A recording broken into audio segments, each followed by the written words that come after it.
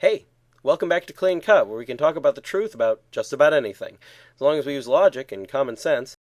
This season, we're looking at the miracles of Jesus to see what they can tell us about God and his promises to the faithful. Last time, we talked about withering a fig tree, how Jesus can withdraw his blessings from unfruitful plants and, presumably, people. Today, miraculous escapes. This type of feat isn't generally included in lists of miracles online because, unlike turning water into wine or healing the sick, it's difficult to prove with 100% certainty that these are impossible to accomplish without miraculous help, and the Bible doesn't outright call them miracles.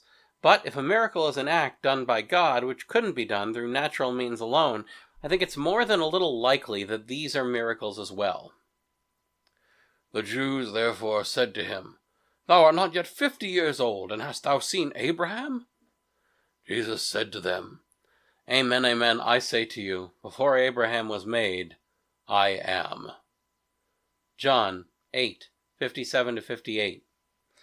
In John chapter 8, Jesus was teaching in the temple and got into an argument with the others who were there, criticizing them for not following the ways of Abraham and being children of the devil.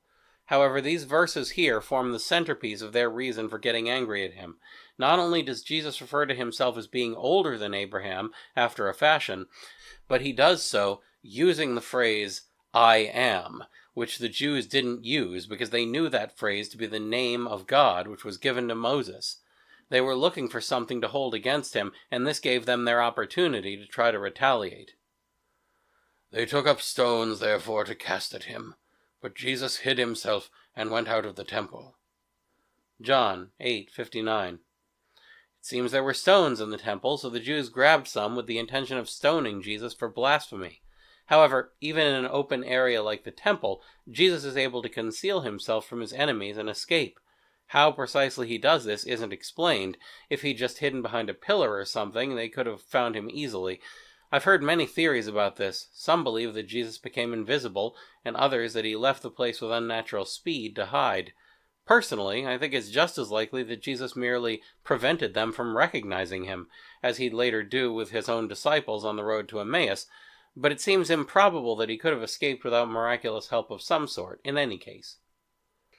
And all they in the synagogue, hearing these things, were filled with anger, and they rose up and thrust him out of the city. And they brought him to the brow of the hill whereon their city was built, that they might cast him down headlong. Luke 4:28-29. This happened in Nazareth, in Galilee, one of the places where Jesus lived in his youth. He was reading a passage from the prophet Isaiah, and he proceeded to explain that the great miracles which he'd done in other places he couldn't do there, because they would never accept him. When he hints that this is because of their unwillingness to believe in him, and cites how Elijah went to a widow of Sidon instead of the widows in Israel, and how Elisha cured Naaman of Syria instead of the lepers in Israel, they were absolutely incensed, and they wanted to kill him. But he, passing through the midst of them, went his way. Luke 4:30.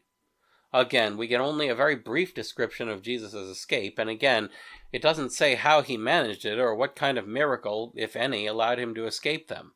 All it says is that he was in the midst of them, passed them, and left. This could be a description of passing through them like a ghost, but it's not spelled out.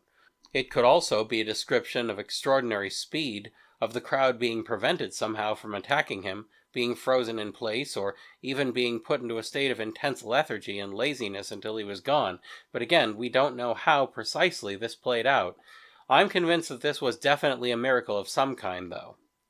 Miraculous escapes like these would be performed for some of the apostles as well in their own early ministries, and they were more thorough in describing how those escapes happened, but in any case, we can see that God can offer mysterious and miraculous types of protection for the faithful, allowing them to escape what seems otherwise inescapable. Those in heaven won't need to escape anymore, but we can have faith that if God needs us to escape from something, he'll find a way to arrange it. We can always trust him. Next time, granting miraculous powers to others. That's all for now, so keep asking questions, and thanks for watching.